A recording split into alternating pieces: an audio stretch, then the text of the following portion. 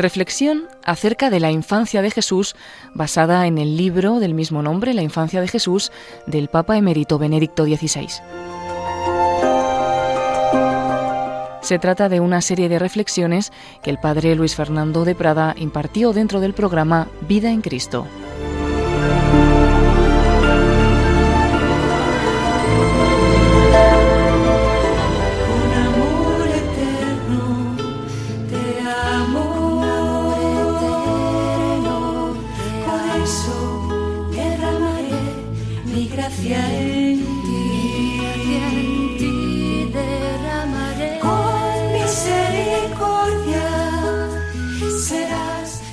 Con misericordia serás reconstruida. El Hijo de Dios se ha hecho hombre, ha nacido pobre en Belén para rehacer nuestras vidas, para que también nosotros renazcamos a la vida eterna. Pues bien, vamos adelante con el capítulo 3 del libro La infancia de Jesús que nos regaló Joseph Ratzinger, Benedicto XVI, en esa obra, esa trilogía sobre Jesús de Nazaret. El último libro que publicó fue este pequeño opúsculo, La infancia de Jesús, sobre esos primeros años de la vida de Jesús. En realidad, en un sentido lógico, sería el primero, puesto que vamos viendo esa vida de Jesús desde su encarnación. Veíamos el día pasado la Anunciación, antes habíamos visto las genealogías de Jesús, pues vamos al nacimiento de Jesús en Belén. Y en primer lugar, el Papa Benedicto XVI hacía alusión al marco histórico y teológico de la narración del nacimiento de Cristo en el Evangelio de San Lucas. En aquellos días salió un decreto del emperador Augusto ordenando hacer un censo del mundo entero. Lucas introduce con estas palabras su relato sobre el nacimiento de Jesús y explica por qué tuvo lugar en Belén. Y es que había un censo cuyo objeto era recaudar los impuestos y por eso José va de Nazaret a Belén.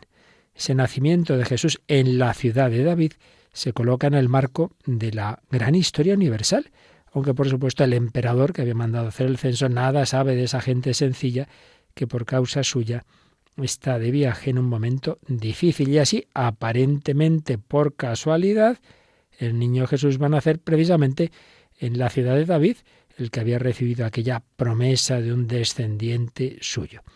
Para Lucas siempre es importante ese contexto histórico universal. No olvidemos que es un evangelio que se dirige especialmente a los gentiles, así como San Mateo escribió pensando en los judíos, Lucas piensa en los paganos que se convierten al cristianismo. Contexto universal. Por primera vez se empadrona al mundo entero, a la ecúmene en su totalidad. Por primera vez hay un gobierno y un reino que abarca el orbe, evidentemente el orbe conocido en aquel contexto. Por primera vez hay una gran área pacificada, donde se registran los bienes de todos y se ponen al servicio de la comunidad. Es en ese momento, cuando hay esa comunión de derechos y bienes, cuando hay una lengua universal, que era el griego, que permite a una comunidad cultural entenderse, es cuando puede entrar en el mundo un mensaje universal de salvación, un portador universal de salvación. Ha llegado la plenitud de los tiempos. Y nos seguía explicando Benedicto XVI que la conexión entre Jesucristo y el César Augusto es más profunda que simplemente por estos datos. Augusto no quería ser un soberano cualquiera, como hubo otros antes de él. Se ha encontrado una inscripción, la famosa inscripción de Prienne, que es del año 9 a.C., y que nos indica cómo quiso Augusto que lo vieran y lo comprendieran sus contemporáneos. Allí se dice que el día en que nació el emperador ha dado al mundo entero un nuevo aspecto. Este se habría derrumbado si no hubiera surgido en el que ahora nace una felicidad común.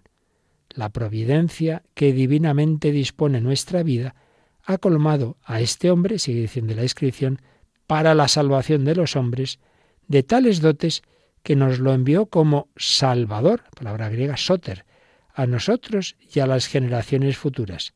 El día natalicio del Dios fue para el mundo el principio de los evangelios que con él se relacionan. Con su nacimiento debe comenzar un nuevo cómputo del tiempo. Bien, así señala un autor viendo esta inscripción de Prienne. Fijaos cómo se veía al emperador como un salvador, Soter, como que la providencia había dado a los hombres un dios. Ese dios habían divinizado los emperadores romanos, no lo olvidemos. Augusto no solo era visto como político, sino como una figura teológica. Tengamos en cuenta que en el mundo antiguo no se daba la separación que existe hoy día entre política y religión. Tengamos en cuenta que ya en el año 27 a.C., es decir, 3 años antes de que Augusto hiciera su toma de posesión, el Senado romano le había otorgado ese título, el título de Augustus, en griego Sebastos. ¿Qué quiere decir esto? El adorable. Fijaos, el adorable. Y en la inscripción de Prienne se le llama Salvador, Soter.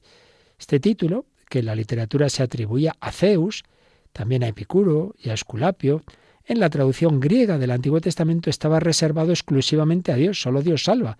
Bueno, pues se le aplica a Augusto, el adorable, al César. También para Augusto tiene una connotación divina.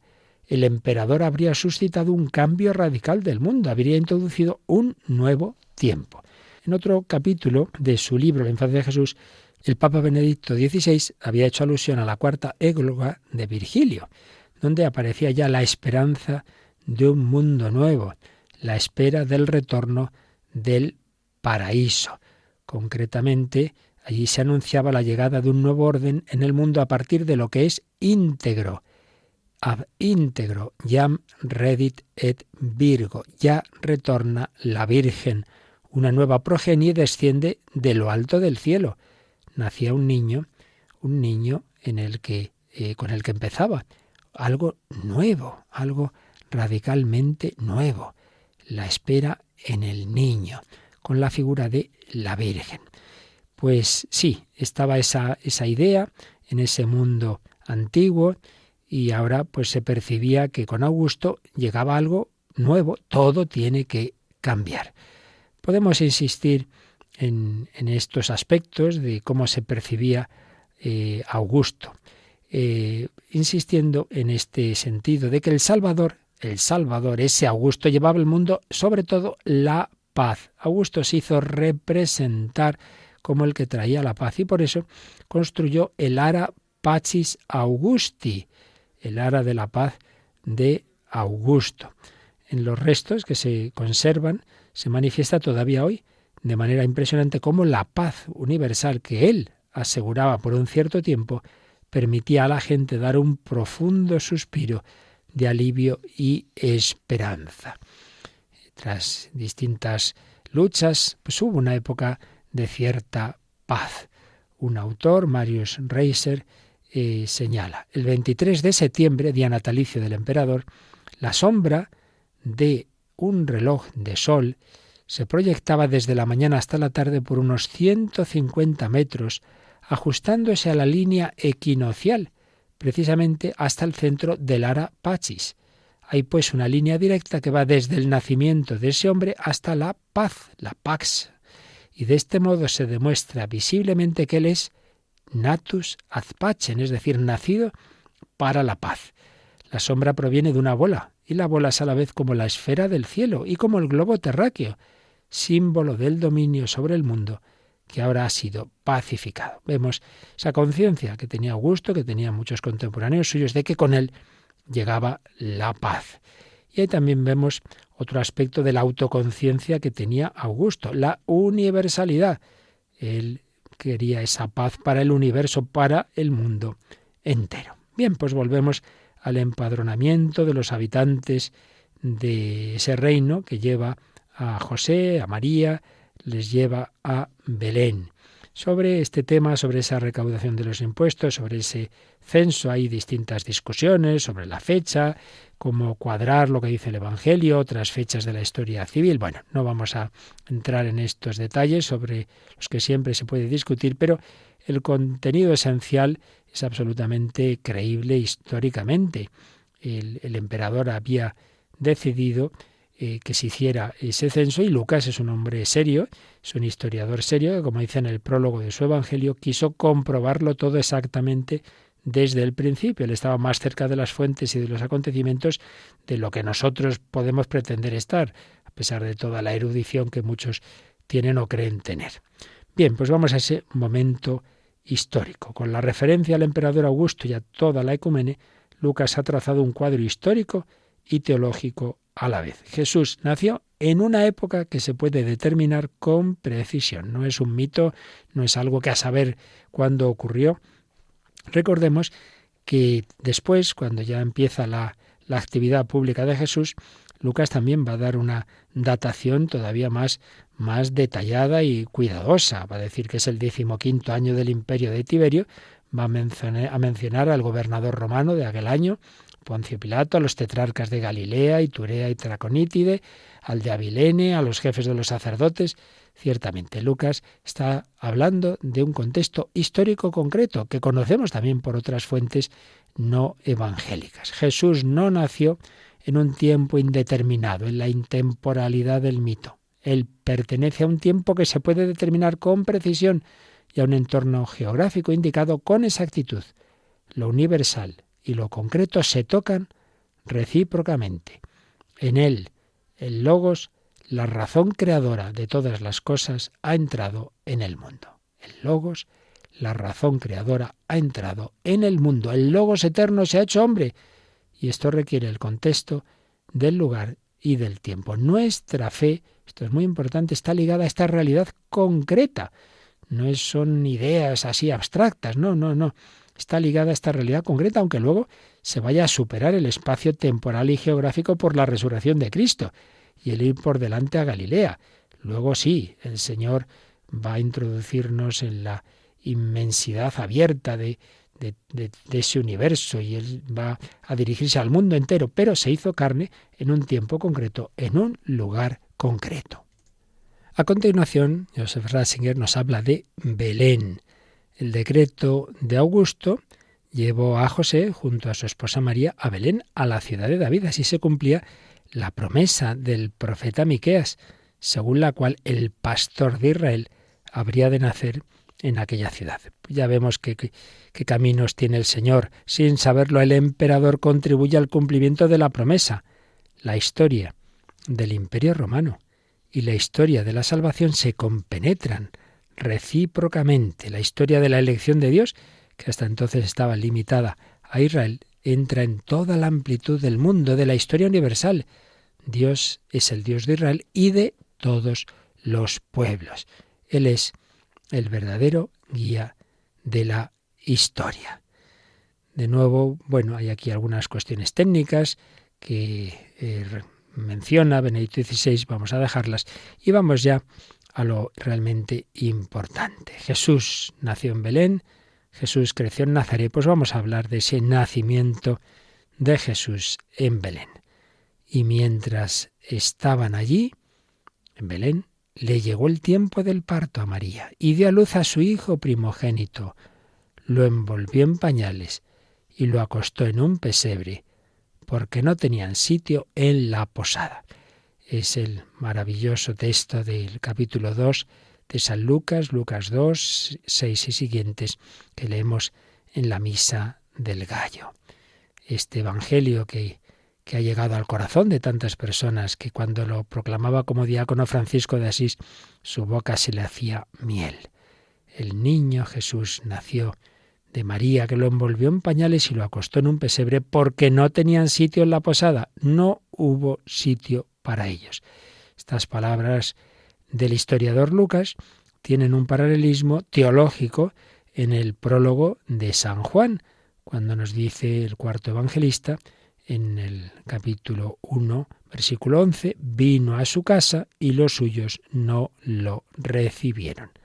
Para el Salvador del mundo, para aquel en vista del cual todo se había creado, que nos dice San Pablo en Colosenses 1:16, no hay sitio. Jesús lo dirá en su vida pública: las zorras tienen madrigueras y los pájaros nidos, pero el Hijo del Hombre no tiene dónde reclinar la cabeza. El que fue crucificado fuera de las puertas de la ciudad, nació también fuera de las murallas de Belén. Y esto debe hacernos pensar en el cambio de valores que nos trae la figura de Jesucristo y su mensaje. Ya desde el principio, ya desde su nacimiento, el Señor no pertenece a ese ambiente que según el mundo es importante y poderoso. Y sin embargo, precisamente este hombre irrelevante se revela como el realmente poderoso, como aquel del que todo depende. El ser cristiano implica, pues, salir del ámbito de lo que todos piensan y quieren, de los criterios dominantes, hoy diríamos de lo políticamente correcto, para entrar en la luz de la verdad sobre nuestro ser y con esa luz llegar a la vía justa. A continuación, el Papa Benedicto XVI recuerda que María puso a su niño recién nacido en un pesebre. De ahí se ha deducido con razón que Jesús nació en un establo, en un ambiente poco acogedor, podríamos incluso decir indigno, pero que ofrecía la discreción necesaria para el santo evento. En esa región, en torno a Belén, se usaban grutas como establos. Ya en San Justino, mártir, y en Orígenes, encontramos la tradición según la cual el lugar del nacimiento de Jesús había sido una gruta que los cristianos situaban en Palestina. Y ciertamente, tras la expulsión de los judíos de Tierra Santa en el siglo II, Roma iba a transformar esa gruta en un lugar de culto a uno de sus dioses, Tamuz Adonis, queriendo, estaba claro, borrar la memoria de los cristianos, la memoria cultural de los cristianos. Eso confirma la antigüedad de dicho lugar y la importancia que Roma le reconocía. Esas tradiciones locales son con frecuencia una fuente más fiable que las noticias escritas. Por tanto, podemos dar un gran grado de credibilidad a la tradición local de Belén con la que enlaza la basílica, actual basílica de la Natividad. María envolvió al niño en pañales. Podemos imaginar, sin sensiblería alguna, con cuánto amor esperaba María su hora y cómo preparaba el nacimiento de su hijo. La tradición de los iconos ha interpretado teológicamente el pesebre y los pañales. Ese niño envuelto y bien ceñido en pañales aparece como una referencia anticipada a la hora de su muerte. Es desde el principio el inmolado. Por eso el pesebre se ha representado frecuentemente como una especie de altar. Por su parte, San Agustín interpretó el pesebre de otra forma. El pesebre es donde los animales encuentran su alimento, pero ahora yace en el pesebre quien se ha llamado a sí mismo el verdadero pan bajado del cielo, el verdadero alimento que el hombre necesita para ser persona humana. Si los animales necesitan su alimento en un pesebre, nosotros necesitamos nuestro alimento espiritual, el pan eucarístico. Es el alimento que da al hombre la vida eterna. Así el pesebre se convierte en una referencia a la mesa de Dios, a la que el hombre está invitado para recibir el pan de Dios. En la pobreza del nacimiento de Jesús se perfila la gran realidad en la que se cumple de manera misteriosa la redención de los hombres. Pues vamos a quedarnos en adoración, en alabanza, una vez más, pues como con ese corazón de niños, como cuando por primera vez veíamos un Belén. Vamos a quedarnos contemplando este misterio maravilloso. Nuestro Dios se ha hecho niño, se ha hecho ese pan, ese alimento que hoy también quiere alimentar nuestras almas, nuestros corazones. Cantemos a Jesús, hagámonos presentes como los pastores en la noche de Belén, en la noche de paz, en la noche del amor.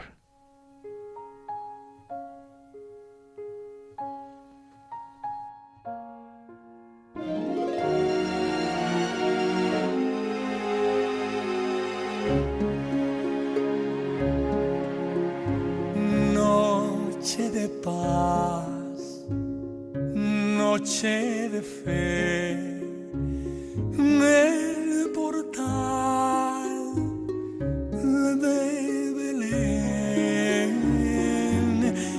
vibra en cánticos llenos de amor, dulces cánticos al Redentor, que esta noche nació y es más hermoso que el sol. Noche de noche de fe, despertar que en Belén de María un rosal floreció y el portal se ilumina en su honor. Alabar al Señor, porque es el Hijo de Dios.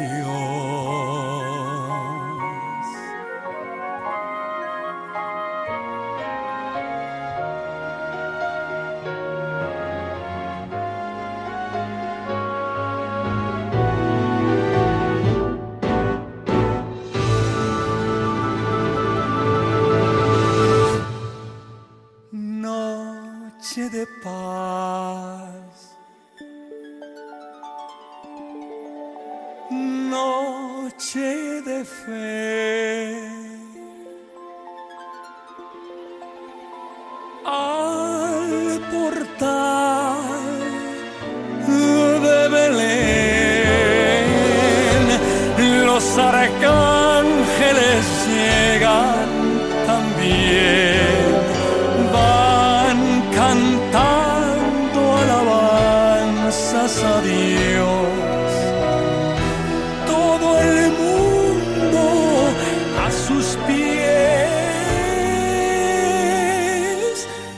Hoy ha nacido el Señor.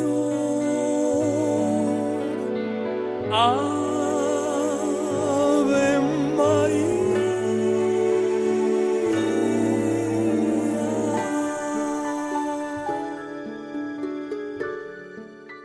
Sí, hoy ha nacido el Señor. Aquí seguimos en Radio María resumiendo lo que nos dejó escrito Benedicto XVI en su obra sobre la infancia de Jesús. Concretamente estamos con el nacimiento de Cristo, el pesebre. El pesebre hace pensar en los animales, es donde ellos comen. En el Evangelio propiamente no se habla de animales, pero la meditación del pueblo cristiano a lo largo de los siglos, esa meditación guiada por la fe, uniendo el Antiguo y el Nuevo Testamento relacionados entre sí, se fijó en que en Isaías 1:3 se dice: el buey conoce a su amo y el asno el pesebre de su dueño. Israel no me conoce, mi pueblo no comprende. Entonces, la reflexión sobre este texto unido al nacimiento de Jesús en un pesebre hizo pensar en esos animales, en ese buey, en ese pesebre. Un autor hace notar que probablemente también tuvo un cierto influjo la versión griega de Habacuc, que dice así: en medio de dos seres vivientes serás conocido. Cuando haya llegado el tiempo, aparecerás. Habacuc 3:2. Con los dos seres vivientes se daba a entender a los dos querubines que estaban en la cubierta del Arca de la Alianza, que según el Éxodo indican y esconden a la vez la misteriosa presencia de Dios. Bueno, pues entonces podemos ver que el pesebre sería el Arca de la Alianza, en la que Dios misteriosamente custodiado está entre los hombres, y ante la cual ha llegado la hora del conocimiento de Dios para el buey y el asno, es decir, para la humanidad compuesta por judíos y gentiles. Son todo simbolismos profundos que la visión de fe y de oración y de reflexión sobre la Escritura nos puede hacer descubrir esa conexión entre Isaías 1:3, Habacuc 3:2, Éxodo 25, 18 y 20, y el pesebre nos lleva a ello, nos lleva a esos dos animales como una representación de la humanidad, de por sí desprovista de entendimiento, pero que ante el niño, ante la humilde aparición de Dios en el establo, lleva al conocimiento. Y en la pobreza de este nacimiento recibe la epifanía, la manifestación de Dios. Ahora se nos enseña a ver. La iconografía cristiana por eso enseguida captó este motivo y todos los nacimientos pues ponen ahí al buey y al asno. Bien, sigue diciendo Lucas 2:7. María dio a luz a su hijo primogénito. Eso de primogénito, ¿qué quiere decir? ¿Que luego tuvo más hijos? No. Primogénito, la palabra primogénito en el mundo judío no se refiere a una numeración consecutiva, que luego viene un segundo, sino que es una cualidad teológica que estaba en las más antiguas leyes de Israel. Recordemos que en Éxodo 13:1, en las prescripciones sobre la Pascua, se encuentra esta frase: el Señor dijo a Moisés, conságrame todo primogénito, todo primer parto entre los hijos de Israel, sea de hombre o de ganado. Es el primero que nace, aunque no haya más, es el primogénito. Rescatarás siempre a los primogénitos de los hombres.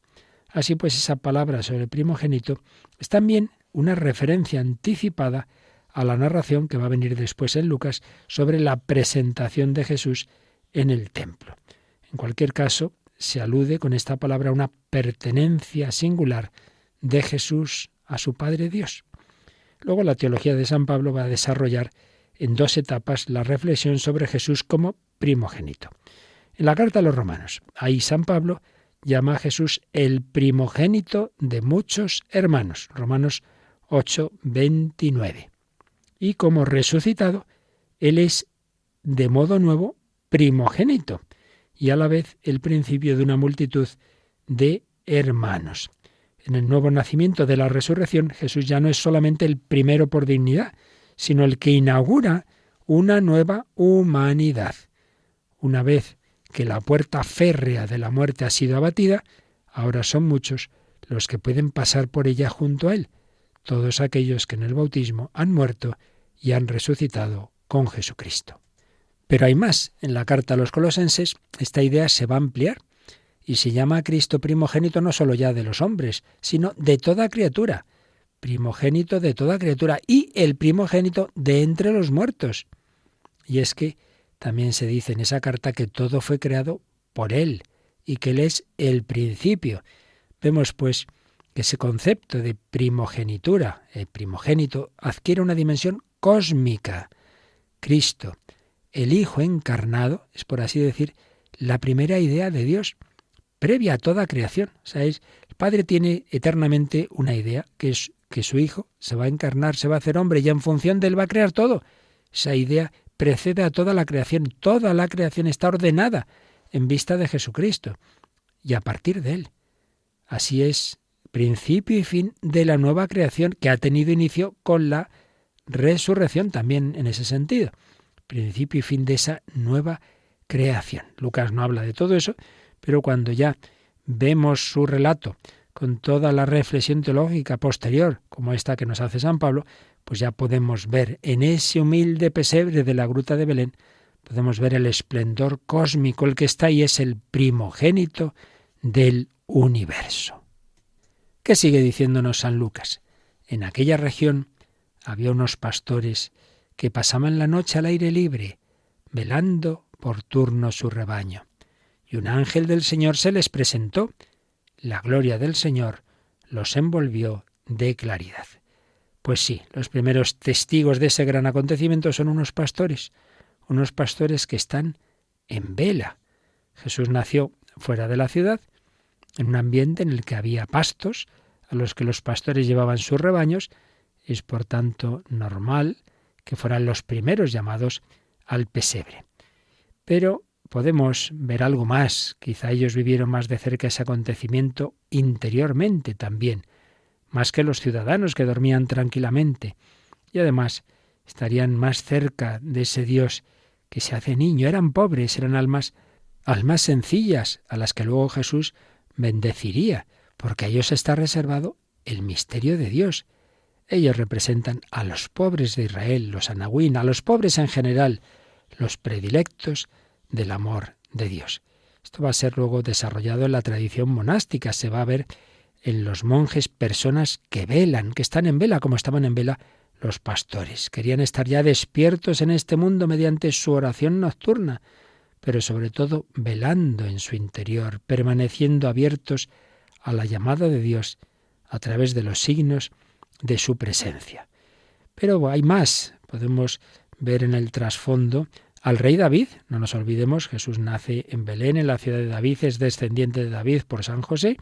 Bueno, pues recordemos que David, cuando fue elegido rey, estaba pastoreando el rebaño, como explica Jesé. Samuel lo mandó traer de los pastos y, según las indicaciones que había recibido de Dios, lo unge al joven David en medio de sus hermanos. David viene de pastorear a las ovejas, pero va a ser constituido pastor de Israel. Y el profeta Miqueas mira hacia un futuro lejano y anuncia que de Belén había de salir el que un día apacentaría al pueblo de Dios. Jesús, el gran pastor de los hombres, nace entre los pastores. Pues vamos también nosotros como los pastores a acudir a Belén. Adeste fideles, vamos todos. Vayamos ahí a adorar a Jesús, vayamos con los pastores a adorar a nuestro Salvador.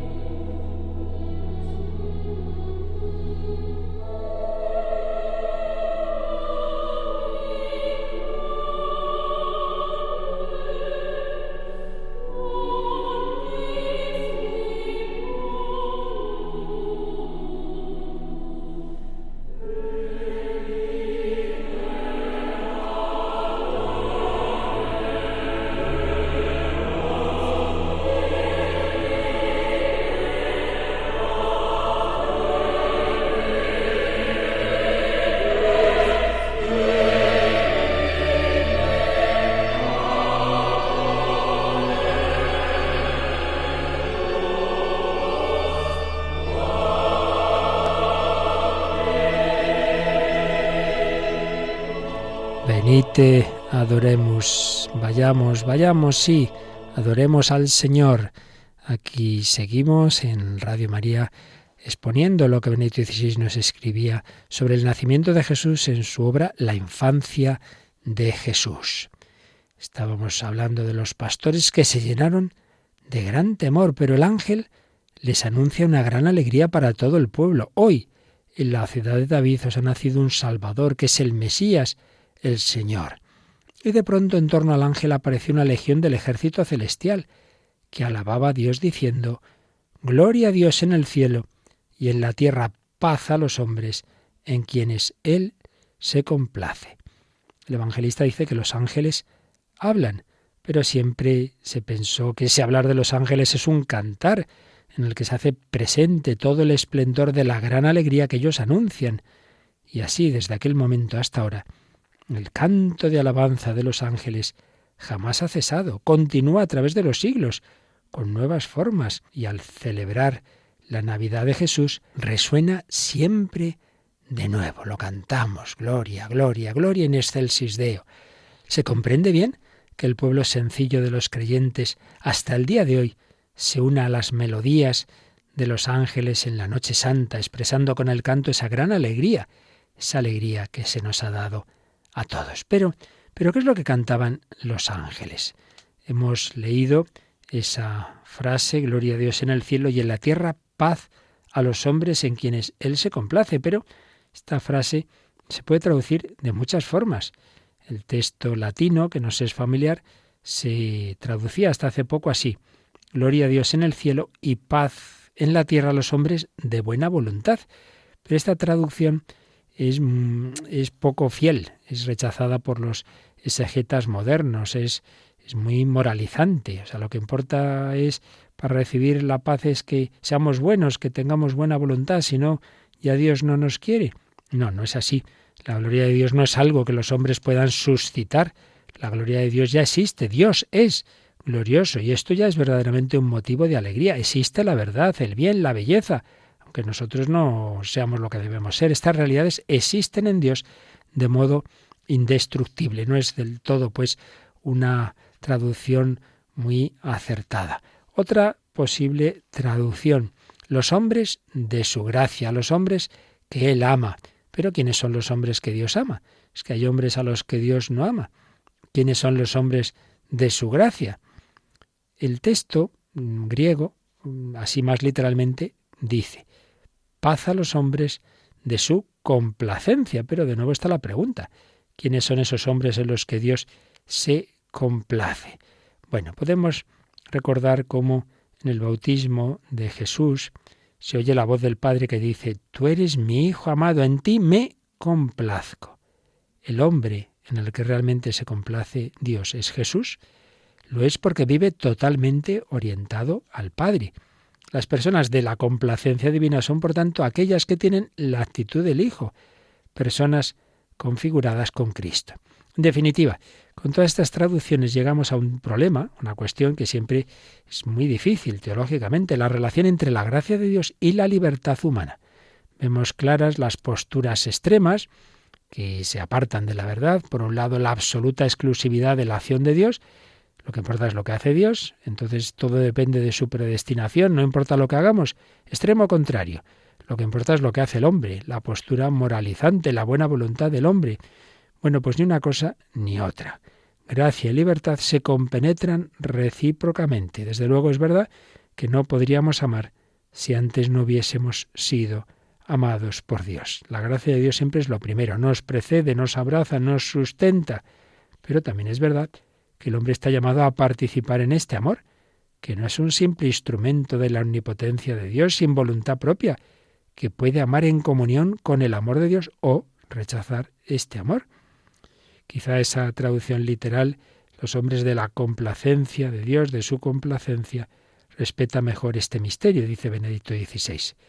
Por lo que se refiere a lo alto del cielo, gloria a Dios en lo alto del cielo, pues aquí hay que fijarse en ese verbo ser. Dios es glorioso, es la verdad, es la eterna belleza, es la certeza, esa es la certeza fundamental y confortadora de nuestra fe. Existe, sin embargo, también aquí, de modo subordinado, una tarea para nosotros: esforzarnos para que la gran gloria de Dios no sea malentendida, no sea manchada, que se le dé la gloria de vida. Gloria a Dios en el cielo y paz a los hombres de su complacencia en la tierra. Y aquí retornan esas categorías que veíamos hablando del emperador Augusto, que se veía a sí mismo como el Salvador, Soter, Salvador, que traía la paz, que la traía al mundo entero, a la universalidad. Pero aquí en Jesús todo eso de verdad. Él es el Salvador que trae la verdadera paz y no solo al mundo mediterráneo, sino al cielo y a la tierra. Y también esa palabra acerca de la buena nueva, el Evangelion.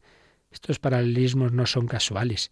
Lucas, ¿qué quiere decirnos? Que lo que el emperador Augusto pretendía para sí, en quien se cumple de verdad, de modo elevado, es en ese niño que ha nacido inerme y sin ningún poder en la gruta de Belén y cuyos huéspedes fueron unos pobres pastores.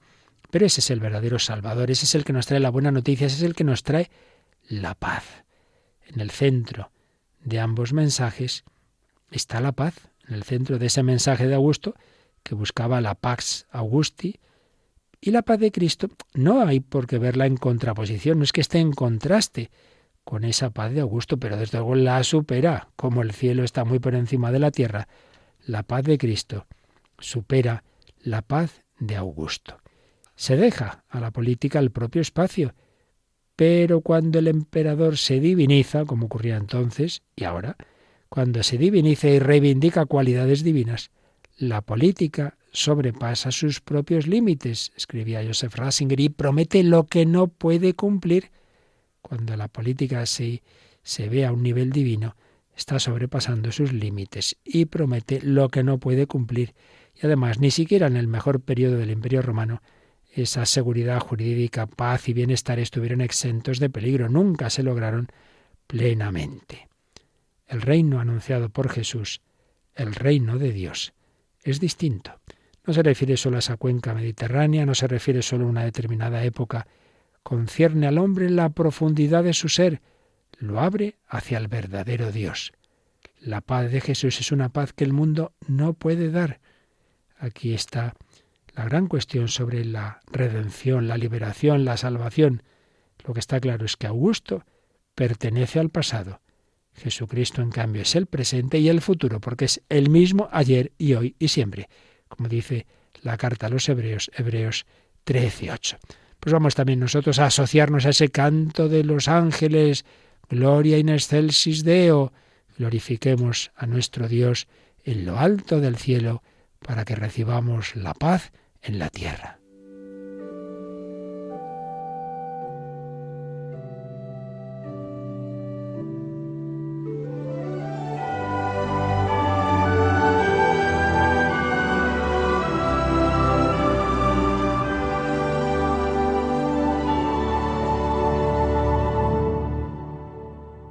Ya resuena melodiosa la angélica legión, con la nueva venturosa por los valles la canción.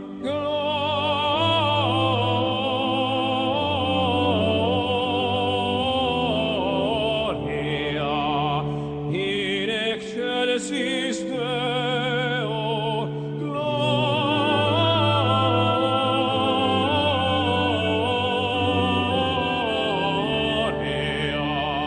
in excelsis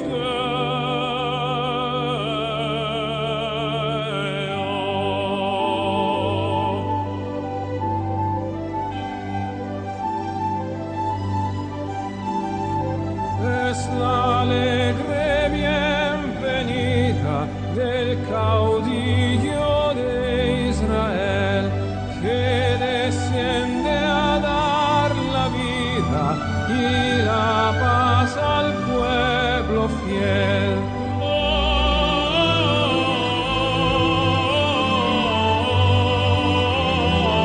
Gloria in excelsis Deo, gloria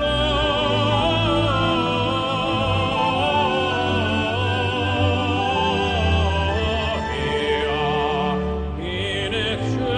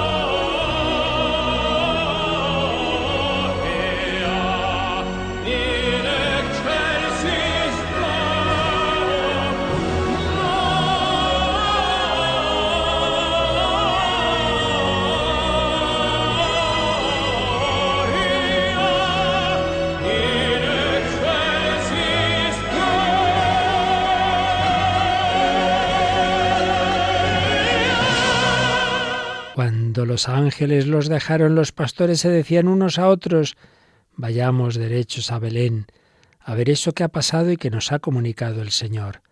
Fueron corriendo y encontraron a María y a José y al niño acostado en el pesebre. Y comentaba Benedicto XVI en este capítulo que estamos resumiendo de su obrita La infancia de Jesús: los pastores se apresuraron. El evangelista había dicho también que María, cuando la Anunciación, cuando el ángel le habló del embarazo de Isabel, fue deprisa a la ciudad de Judá, donde vivían Zacarías e Isabel. También ahora los pastores se apresuran, ciertamente por curiosidad humana, para ver aquello tan grande que se les había anunciado, pero seguramente también pletóricos de ilusión, porque ahora había nacido el Salvador, el Mesías, el Señor, que todo el mundo estaba esperando, y que ellos iban a ser los primeros en poderlo ver.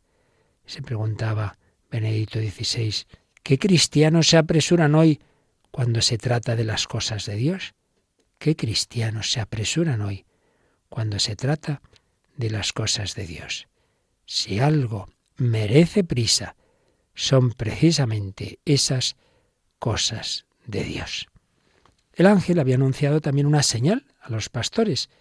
Encontrarían a un niño envuelto en pañales y acostado en un pesebre. Este es el signo de reconocimiento.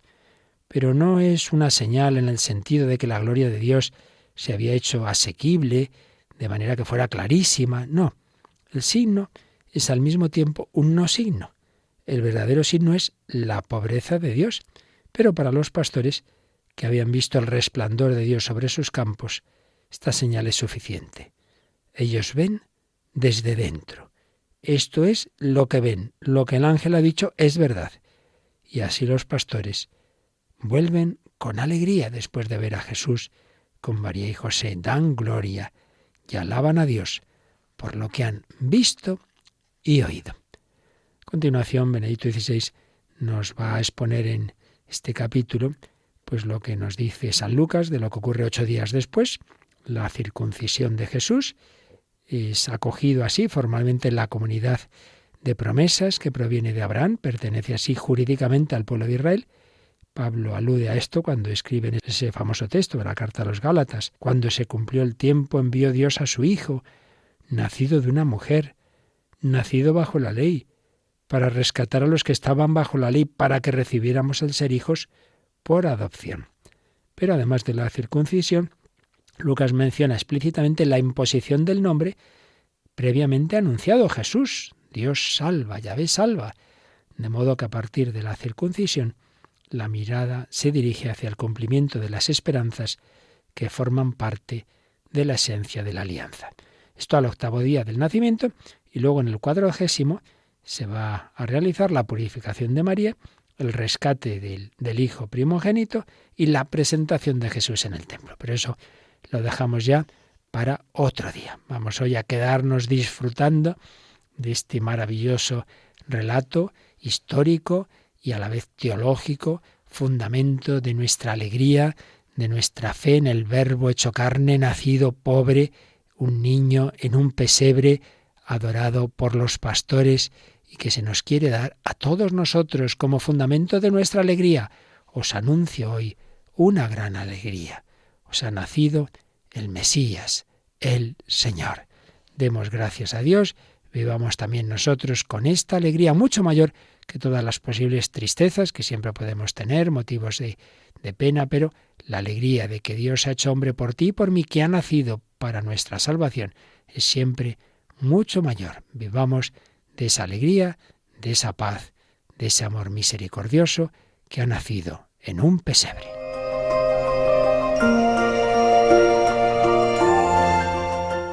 Así finaliza en Radio María esta reflexión acerca de la infancia de Jesús, basada en el libro La infancia de Jesús del Papa emérito Benedicto XVI. Son una serie de reflexiones dedicadas por el Padre Luis Fernando de Prada a este libro dentro del programa Vida en Cristo. La que han escuchado en el día de hoy es la tercera de un total de 4 reflexiones.